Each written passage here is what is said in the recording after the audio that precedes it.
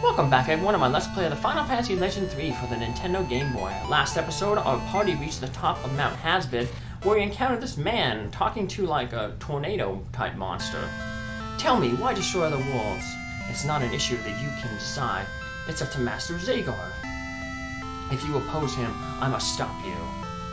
And we're gonna step in, we gotta save Bwizzy. We're told that he's one of the Talon crew members, so we can't let the monsters get him. And you definitely wouldn't want to get attacked by this monster. He'd bite you.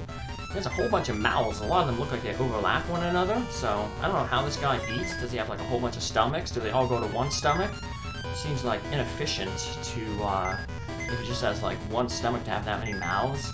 And like Fenrir, it doesn't look like he has any eyes. Maybe that one of those dots above the upper left mouth might be an eye. But yeah, pretty weird, disturbing. So yeah, the monsters, the bosses in this Pure Land are going to be kind of disturbing looking. So, but in addition to being disturbing looking, they also have some disturbing attacks, like that Fire X spell that hits everybody in our party. Luckily, in Kanea, last episode we managed to get the Cure A spell, which Bwizzy's about to cast right here. It's a little weaker than the Cure 2 spell, but it targets everybody in your party, so can't complain there. It'll allow us to keep up with some of these multi-hit or party-wide hits that some of these boss monsters are going to start using on us. So we saw how deadly they were with Quake with Chaos, and now like it's going to be like almost an everyday thing. Every monster boss going to be using those multi-target attacks. So as long as they don't spam them though, your Cure A should be able to keep up. Eventually we're going to get a better spell, Cure B, but that's a spell that's made with those magic stones that we picked up. Eventually one of our crew members from the Talon that we're going to pick up will have the ability to combine those magic stones to make the lost magics.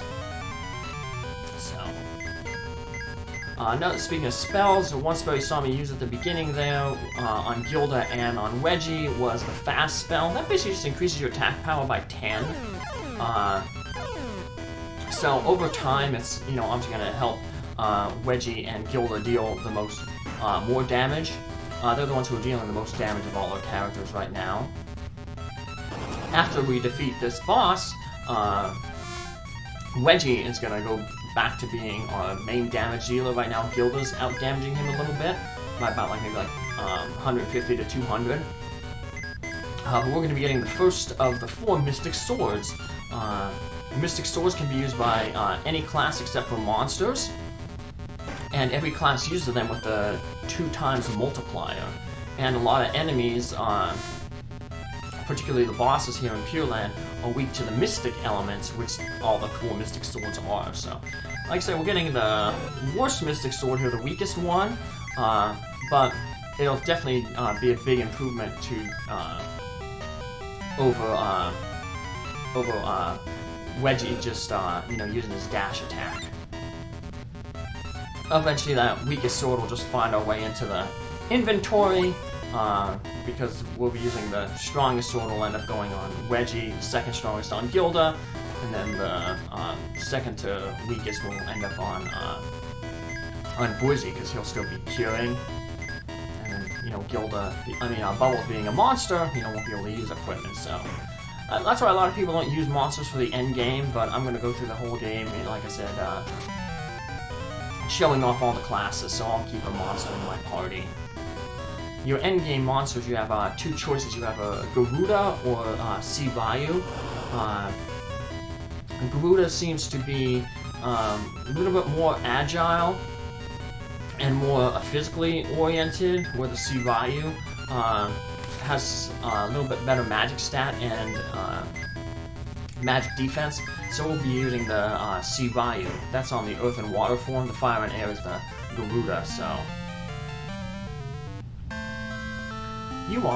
We're from the other world that you talked about. We're here to save it. I see. How can I help? Join us on the Talon. Oh, you say you have Talon? I'll gladly join you. Go visit Shar, due north at Cape Frost. Check that box before you go. And yeah, we call the remote. If we didn't call the Talon here, this cutscene called it for us. So the Talon's gonna be out there. And Bwizzy must be pretty tough by himself, because he managed to get all the way to the top here by himself. It took a whole party, and he managed to get back to the Talon really, really quick. So we can get back to the Talon quick too, I guess, if we just use the exit spell. But you know, I want to get some extra experience, and this is a short little dungeon, so maybe only get like 3 or 4 encounters going back. But I took a long turn there, so I might get an extra encounter. Yeah, experience though, like, enemies don't really give too much experience. I think the game wants you to kind of be able to beat it at around probably like level 31-ish, because that's when you have the last transformations. You get the last cyborg, the last beast, robot, and monster type transformations at 31. So at that level, you're pretty much, I guess, it's still a challenge to beat the game, so we'll probably be a little bit higher, but now Buzi joined our thing, and he's going to be function like as an item shop. So, and then the other ones that we get, one will be an armor shop, one will be like a magic shop, one will be a weapon shop. So, and we got a new weapon there, the missile. We install that. Whenever you get a new weapon, you want to install the new weapon because it's always going to deal more damage. And we'll just get to see what it does here. So it's like a little flame attack. I think the cannon was doing like 200 damage, so it's a good increase there with the missile. I said eventually you can get one that does a shield weapon. It's not really a weapon, it's a defensive thing, but it prevents you from getting into any random encounters while flying the Talon.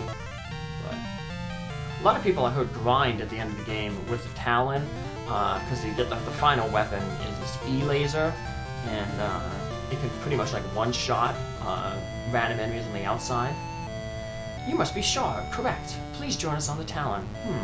Then go get the tablet from the ruins southwest of here. It holds a key to why people here must serve the evil beings as masters.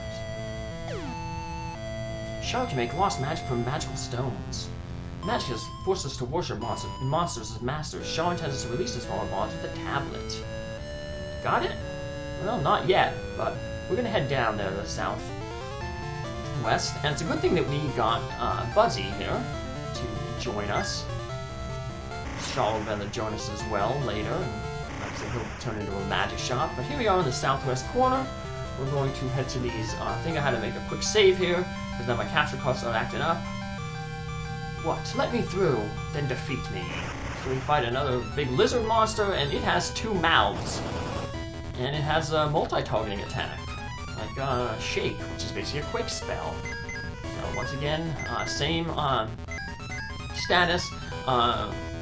Bwizzy will cure with Cure A. Weggie will attack now with his Mystic Sword. Gilda will continue to attack with Martial Arts. And Bubbles will use the Flame ability, the Bone ability. Does a little bit more damage than Quake to this guy. So you can join in and hit away with her axe. Low attack there, so. You'll notice that Weggie's doing a lot of damage now with that Mystic Sword. So definitely increases his offensive ability. So this guy's a little bit harder than maybe that Guha that we just fought. Mainly because he's more likely to use the multi-targeting attacks. Where Guha didn't seem to use his Fire X all that often. He might have used it twice in the whole entire battle. Where you see this guy, he doesn't seem to be, have no qualms about spamming that Shake spell. So if that comes to a problem, you see the Cure ain't really keeping up.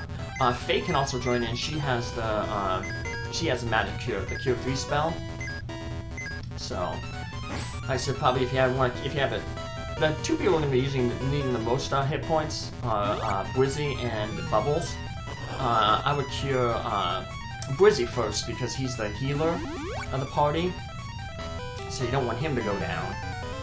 Like I said, if Bubbles goes down, you can always just revive her with Weggie using an elixir.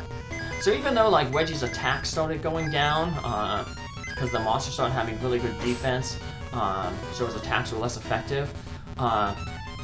His agility of 99 is maxed out agility, and plus whatever stats the Spectrat had, 20% of the Spectrat's rat stats are for agility, still allows him to go first. So, if, like I said, if anybody gets knocked out, he can just revive them with the elixir. We don't have a life spell yet, but elixirs are fine, and it's not that elixirs ain't that you know, bad now because monsters are giving enough money that you can kind of afford elixirs. And Bwizzy, if you noticed, one of the things that he sells in his item shop on the Talon is elixirs. So getting elixirs is not going to be a problem. We can just get them wherever. Whenever we're just flying around the Talon, we just press the B button to go inside the Talon and just go talk with Bwizzy and get some elixirs. So he just used a tongue attack there, which he can kind of absorb some hit points on you. Basically, he also has another target like Swallow that eats your whole party, and he absorbs hit points when he does that. There's an interesting glitch the speedrun uses, but basically you have to get you basically like won't be attacking Dahak, and you hit him with like some really weak spells or something just to get him to lose some hit points, and that I guess his AI doesn't let him use Swallow if he has full hit points.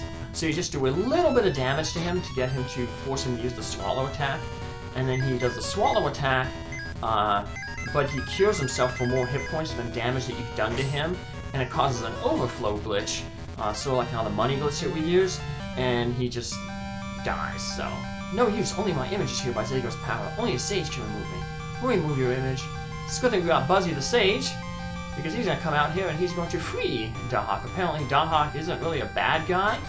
He's just kind of enslaved by Xagor, who turned out is the big bad of this game. He's the one who released the water entity. So yeah, we released him from his bondage, and he gives us a little bit of a clue. He says, hey, before you go on, even though we just got the tablet, which is what we came down here for, we came down here to get the tablet to give back to Shar. He said, hey, there's some more stuff you gotta do in here. You have to go down and close off 3 water gates. And that will allow some of the water to the north that's blocking off the desert to dry out. And that allows us to go forward and head to the desert. Because right now we're kind of locked in this southern continent. If you notice outside, there's that little strip of water, the little river. And you know, the Talon can't fly over water yet. At least when we're in it, so.